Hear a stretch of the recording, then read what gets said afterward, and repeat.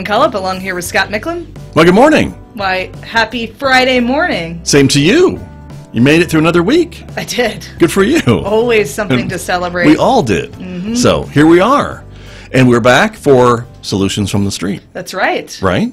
Our new show. Still, I'm going to keep calling it a new show until It's I still hear new. people talk about it. It's about, what, 4 weeks old? Yeah. Yeah, we're doing the week countdown. I'm still doing that. I Yep, know. exactly. You're in COVID and habit. still, look, it's still wrong. Because I'm still listed first? Yeah. I keep sending that back to graphics, and they keep sending it back. I got friends in graphics. Do you? Apparently you do. Apparently you do. They go a long way. It's okay. But anyway, we're glad to have you with us, everybody. It is our relatively new program, Solutions from the Street. And so every week we are here, although that's going to change. We'll talk about that at the end of the show, to talk about a problem. And then we have a guest from the community, from the street, to bring us the solution. Yeah. That's what it's all about, right? That's what it's all about. So this week, the problem is a pretty serious one, and one that I think we hear about a lot, which is homelessness, but among like younger people, like youth, maybe young adults, 18 to 24, perhaps. Yeah, yes. Those folks, right? Yeah. And so, I guess the issue would be because when they're under 18, we have kind of systems in place to maybe help those individuals and those children, if you will. But once they turn past 18, the options are maybe a little more limited. Yeah. And so a lot more limited. Did you see Lost in America, the documentary? It's all about youth homelessness. Is it? Yeah, I'll have to check only it out. Learned about Thanks it. for letting me know before the show. Yeah, could have watched it last night. I tried to stump you. But Jewel, remember Jewel? Yeah, like the folk artist. Yes, of course. Of course, I followed her on tour. You did not. I can't even picture that in my head. Okay. Anyway, she produced a single for it, like she's part of the soundtrack. Nice. So that's how I heard about it. But anyway, all right. It's streaming, available, very powerful. I will go find that, and then we'll have to redo the show. But that's okay. I'll watch it. But it does sound like a big problem and something that we hear about maybe in bigger cities and maybe not think about it like in a community maybe like San Juan County, Four Corners area, but it is a problem here as well. Everywhere. And along with homelessness, we always hear about maybe mental health and some other needs of these individuals too, right? Right. I mean, it's certainly recognized that individuals who are homeless generally struggle with some sort of mental health or substance abuse issue. So they're usually more than one presenting situation. Reason why. Right. Yeah. So there you go. So now I think it's time for the solution. Yes, let's hear it. Let's hear it from our guest. Greg Who was Allen. here with us this morning. Good morning, Greg Allen from San Juan Safe Communities. Look at that. Here he is. Good morning. And he appears like a phantom. Right. Straight from the street. They're from the street. Just in from the street. Welcome. Good to have you here. Thank you for having me. Because San Juan Safe Communities, which Greg Allen is executive director of, is working on this particular problem. Well, not just me, but there's other We're going to give you people credit. involved, so We're I'll going to give them a little bit of a shout out. So it's called the Youth Homeless Demonstration Project. And really what it is, it's a grant from HUD, Human Urban Development. And the county had applied for a grant a few months ago. Actually, no, a little over a year ago. Okay. And they've now contracted with Safe Communities to manage that. And our administrator is Tracy Neff, who had retired from the county, I think in November 2020. So she's the administrator of the project. It's kind of new to us. We've had it for a few months, and soon we'll be looking for a person that we'll call a navigator that will meet with each of, I say kids, but we're talking about youth that are age 18 to 24. Right. So we go through a process where they may be identified or somebody has submitted their name.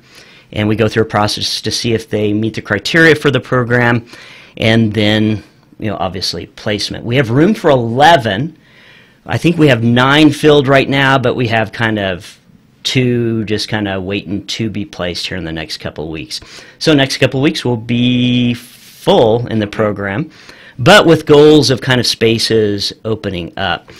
So as I said, eventually we'll have this navigator position, and they meet with the kids, once a month. But the goal is to, if they're able to become employed, and then once they're employed for a while, they start paying for portions of the rent that the grant pays for, and that kind of opens up spaces on the back end. Great. And so what is the pipeline here? Where are most of these youth coming from? Well, it's not just San Juan County. It's kind of this northwest area of New Mexico. There's other projects here in the state of New Mexico, and we kind of have this wedge. So we've had kids that were placed from San Juan County, but some that were kind of in neighboring communities as well.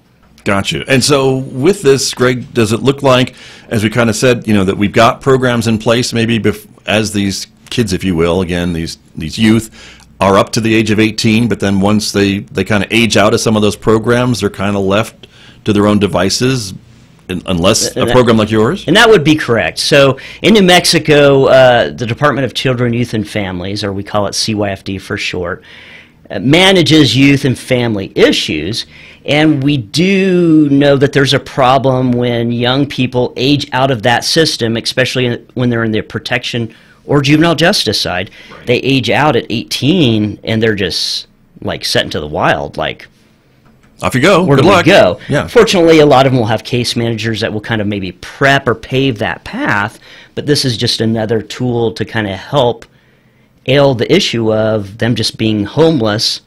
They've got a place to stay at 17 and 11 months and 29 days, but then boom, the next day they're homeless. Right. Interesting. And so with that being said, I guess, do we know what the number is of these homeless youth in San Juan County? I know you say you got spots for 11. My mind tells me we probably have more people that need that help than 11 people. You would be right. I don't know what that number is. Tracy Neff is our administrator of the program, but she may know those numbers. But I don't know offhand, but I'm willing to tell you there's probably hundreds. Yeah. So where are these folks housed? Like apartments? So apartments here in San Juan County, actually I think now all of them are here in Farmington. We had an apartment in Aztec, but now we've kind of wrangled them back to the Farmington area. So fortunately we have landlords that are willing to accept the program. So when a youth is placed, they sign the lease agreement, so they're responsible for it because they need to start behaving as an adult, and they start having to go into making adult decisions. But we do pay for the rent each month. Got you. And you're working with them on finding employment and things like that too, right? Yes. As you mentioned. So that would be kind of the navigator's job, and Tracy's really helping with that right now. So, for example, we've got a kid that we placed a few months ago, and he's interested in becoming a barber. So, motivated kid, and came up to San Juan College, applied for the program, the barber program, and we've got kind of some discretionary funds that can help pay for some of these items. So we've got his tuition paid for up until December, and he's looking at a vocation that will probably get him gainfully employed fairly quickly. And actually, he's a hard worker. He works in a department store kind of setting and works daily. So, nice. So that's just kind of a really cool, successful success story of several that are involved in the program. Right. And is some of this stuff that you see kind of generational, maybe with these youth? Were their parents maybe part homeless at some point in their lives, or things along that line, or is it other stuff that's going on too? Well, it's a multitude of things, and that could be one of the things that is leading to the issue. But it's hard to say that. Obviously, it's not the only thing. There's other factors that are involved as well. Sure, that makes sense. Yeah. So accountability-wise, we have working towards gainful employment, we have complying with the lease. Is there any other method of accountability keeping these guys on track? Well, I believe most of them do have some sort of case management that works with them as well. So aside from us, managing that piece, it's kind of somebody else's realm to deal with those particular issues. Right. Very good. Our guest this morning, Greg Allen, is here from San Juan Safe Communities. It is Solutions from the Street. We're talking about the problem of youth or young people who find themselves in a homeless situation because after they turn 18, our safety net has a few holes in it, it sounds like to me. And so this is a new program that Safe Communities has been awarded some grant funds to kind of start a pilot program, and maybe you can expand it down the road. Is that kind of your hope? And that's really the goal. And like I said, the county started with the program, and we've contracted with them, and we'll be taking over the grant here this next federal fiscal year, which would begin November 1. Yeah. Or, October 1st. October, November. Yeah. Yeah. Got it. Yeah. And that's one of the things that Safe Communities does. And, of course, we brought you in to talk more, in addition to some of the other things, too, that Safe Communities does. Megan, you've been involved with the organization a little bit as well. Sure, yeah. To showcase some of your skills. Well, which I haven't seen yet, but I keep waiting. Yeah, exactly. So, yeah, but okay. Well, no, Greg's that's a fan, not at true. least. That's not true. Well, yeah, I mean, one of my passions is mental health and you know, Yeah. substance abuse and recovery and such. And so Greg and I have worked a bit on that. And I know that's a big point of interest for San Juan Safe Communities. So maybe you can talk about mental health task force and other efforts you guys are doing. Well, Megan kind of touched on something, you know, kind of our video projects or live streaming events. And San Juan Safe Communities Initiative's mission statement is enhancing the efforts of community groups that are addressing societal issues. So one of the things that we've worked on together is, along with San Juan County Partnership, in an opioid, for lack of better terms, abuse kind of prevention symposium. And we'll have a panel of members, and Megan's usually our host that kind of keeps everybody on the ball when Facebook's kind to us and lets us. They block Greg. They block Greg often. Yeah. Womp, womp, womp. There for the grace of God, go us. So anyway, but yeah. But as far as a mental health needs, a mental health task force, which is a group of service providers in San Juan County, we meet monthly and talk about what everybody's doing, so it kind of keeps everybody with a familiar face, because faces do change. And actually, they change maybe a couple of times a year. So it's good to see who's at each of those agencies representing, you know, what they do, and they kind of give us periodic updates on what their agency's doing. But we have some side projects as well. So in September is Recovery Month, and Recovery Communities of New Mexico has given us a mini grant to do. It's called Pathways to Recovery. And we'll have an event at Brookside Park, September the 18th, between 10 and 2. So it'll be kind of, well, like I said, it's a recovery event, but kind of a health fair style informational booths with some entertainment and some food and stuff like that. So people are welcome to come visit, see what services are available, and a lot of times, if they're in need, like right now, a good resource is the Mental Wellness Resource Center, right across from the emergency room. And their job is to navigate people into local services. Right. Which is great. And that's another kudo to the county, I think, for getting this put together and the doors open, and it is able to provide that service. And again, as you mentioned, kind of point out to folks who come in what the available services are in the community. Mm-hmm. And so that's important. Megan, your role has been, again, as Greg mentioned, kind of being the moderator, if you will, to keep the conversation flowing, to kind of pose a question to certain guests that are on the stage with you. And this has been one of the things that you've been promoting, I think, since you got here. Mental health. Mental health awareness. Yeah, sure. I mean, right now I work for Basin Health Companies, but in my former position as minister at First Pres, I think it was such a prominent issue. The building's placement in town had a lot to do with that. So we had people come in all the time, and I think the gap there was pretty obvious to me as far as people's access to services. So I think anything that promotes easier access to help is a good endeavor, because there is a swath of individuals that for various reasons have barriers. I mean, I think that the town has done a ton of work on that, not just with this project, but the what is it called, Greg, where the police force goes out and has like a bus and they pick people up? Yes. Alternative Response Unit. Yes, yes. So those folks are trained in it, and that's been very helpful. And actually, that's the fire department now, and then our district coordinators unit, law enforcement, goes out, and we've got a couple of people that are associated with just going out and meeting people who might have mental health needs, and kind of being that. We want to create this more friendly face so that when they are in crisis, they're familiar with maybe the officer that's responding to their crisis. And then there's one that's also stationed at Total Behavioral Health, associated with the Joint Intervention Program.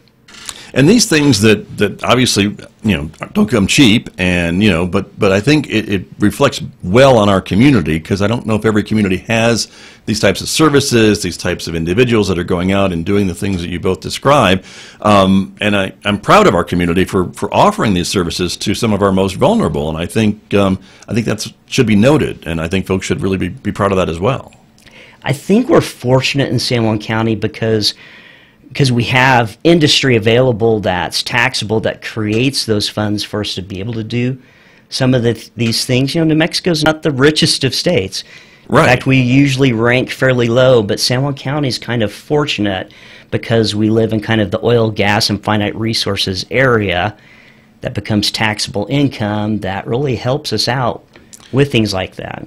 But I think you still have to have folks in those positions to prioritize that funding. And so I think, or they could build a bunch of other things with it or hire other folks with it. They've chosen to funnel it to maybe these places where it really does help some of our most vulnerable. And I think that's to be commended, not amended, commended. Well, and just amended. Thinking about local businesses as well that help support these efforts. Very true. A lot as of well, like Marion Oil and Gas and Mm-hmm. Pesco are some big ones that just kind of come to the top of my head, which happen to be sponsors of San Juan Safe Communities. Well, right. But they allow you to do some things that you wouldn't be able to do. That's right. Correct. If you didn't have their support. So that's important.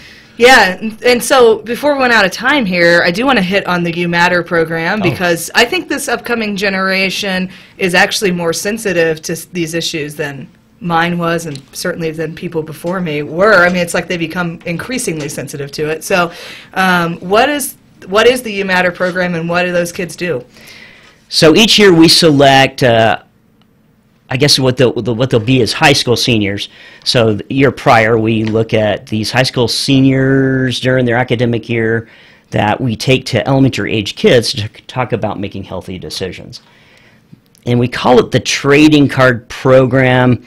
We create a trading card of each of the kids, the You Matters, that help us out with some information about them and how they are kind of like a role model that we take to youth in our area, and with the understanding that they can achieve good things as well. So even though these are bright kids that we take to, we look for kids who can speak and they're involved in the community, because that's something important as well, is being involved. Not just sitting and playing video games all day, but being involved in the community as well.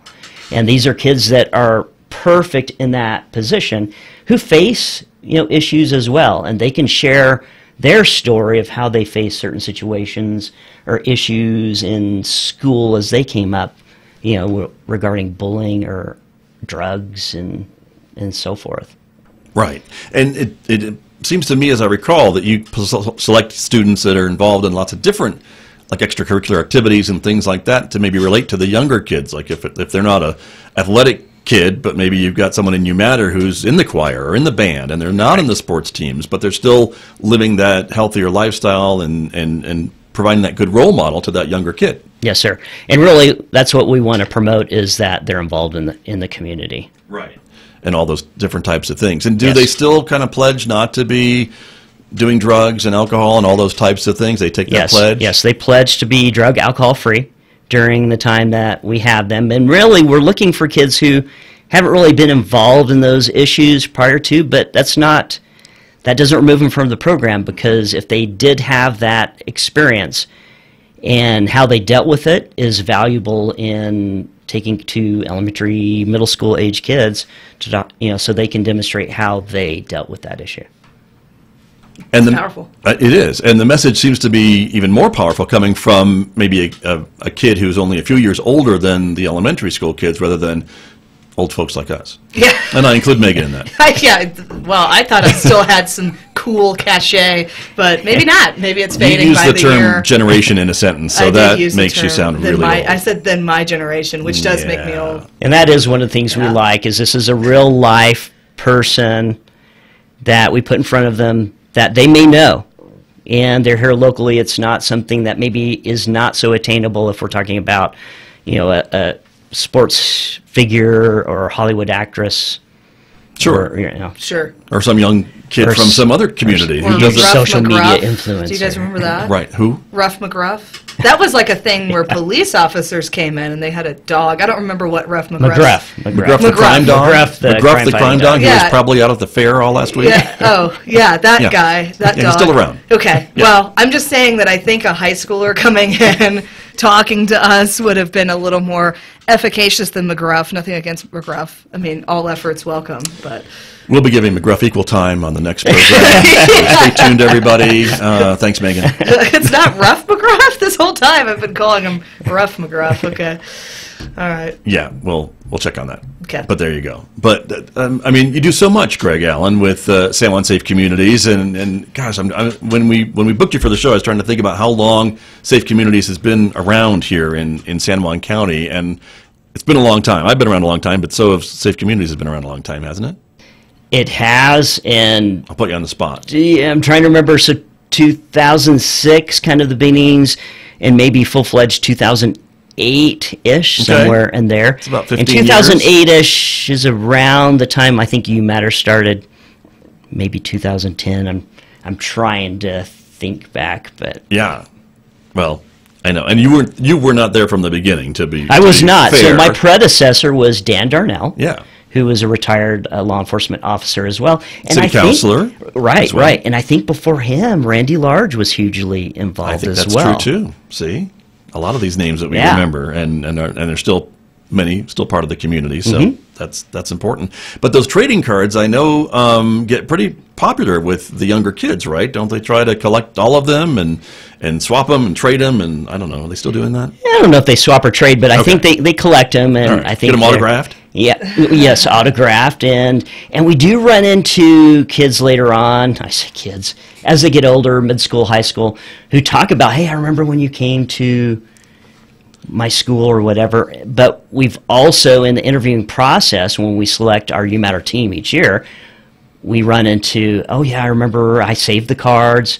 I remember when they came and spoke to us, and So It's kinda cool. You've got kids now that are in the You Matter who as younger Who kids were experienced collecting it. those cards. Yeah. Got it. yeah. Amazing. And so during this past year, which has been so crazy for everybody, how have you had to change that program? Can you still get into the schools to do some of these things, or is it more kind of smaller groups and things like that? Yeah, it was difficult.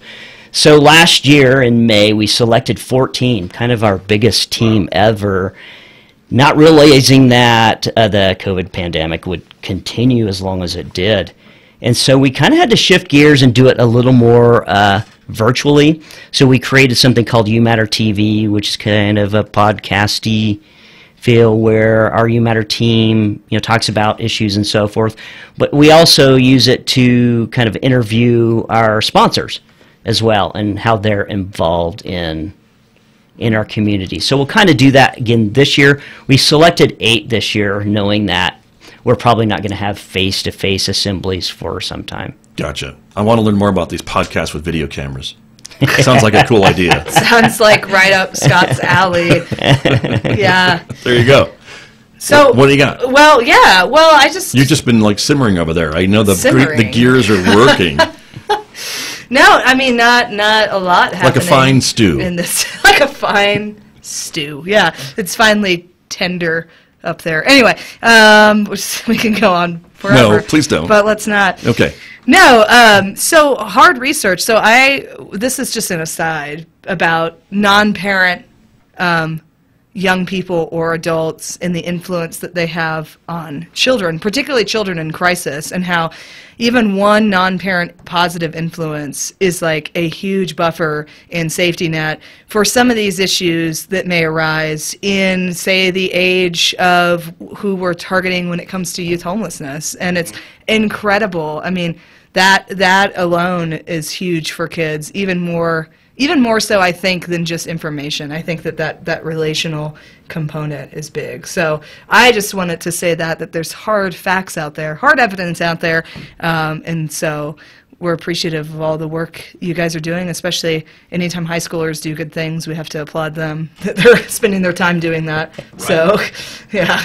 Very true. Well, and I think that shows with the success of the program. Yeah. It does, and I think people have this perception of youth are just glued to their devices and don't pay attention to the world. Yeah, that may happen, but there are a lot of youth that are not like that, and we need to recognize them. Yeah. I think, from what I can see as an older person, they seem very connected to about climate change and some of these issues, and and about their future, and probably some other things that I'm not as familiar with. But I think that's very true. Mm-hmm. And again, having that positive interaction can really make a difference. And I don't think you ever know. I think a lot of teachers maybe have those stories too about a student that maybe will come back years later to say, you were really tough on me, but you kind of made a difference. And I think that's what we discover sometimes. Yeah, I think so too. So very good. Megan, final thoughts? Keep doing what you're doing. That's my final thought. There you go. Megan. Yeah. Thank you, Greg, again. And thank you, San Juan Safe Communities. Again, we talked about a number of different topics that you are involved with, and I know it's kind of the tip of the iceberg because there's a lot of other things that you do as well, and with the support of your board and a lot of volunteers and things like that. And sponsors. And sponsors. Yeah. Got to plug them. That's true. I got to say something. Thank you, City of Farmington, San Juan County, our biggest sponsors. And That's true. I kind of mentioned a couple others as well. Very true. But and there's more. Okay. And I bet if someone else listening wanted to be a sponsor, you could hook them up. They can certainly get a hold of me at gregallen@sjsci.org. Right. We'd love to have the support. But if you're interested in You Matter, it's kind of odd. Our URL is umattr.com. Very trendy. Yeah. I think Super that. trendy. There you Super go. trendy. But you can always use more sponsors for those projects. Yes, sir. Okay. Excellent. Thanks for coming in. Okay, thank you. Good to have you here. That's Greg Allen from San Juan Safe Communities on our Solutions from the Street program with Megan Cullip. And we always invite more possible solutions, right? Right, please. If you have a problem that you've been stewing on, you have a name Her or name is organization. Megan. Oh, wait. Not that kind of problem. That kind of problem. No. It's a problem. Yeah. So a problem that requires a solution or problem solvers out there, and not just organizations or nonprofits. We're also looking for, there's individuals who single-handedly tackle some big issues, and these problems don't have to be solved. They're always a work in progress, but if you have somebody in mind, do reach out to us. Send it over. KSJE at sanjuancollege.edu. And we will check out that problem. Yeah. And find the solution. Or maybe they're bringing the solution. Hopefully, we're also bringing the solution. That's what we're hopeful. Yeah. That's true. Very true. Before we go, we had a programming note, right? What's the note? You can file this under the I Told You So file. Where are you going? This program is going every other week. That's right. And the I I remember Told You So now. file. Remember we had a meeting about this? We did. Yes. Thanks for showing up.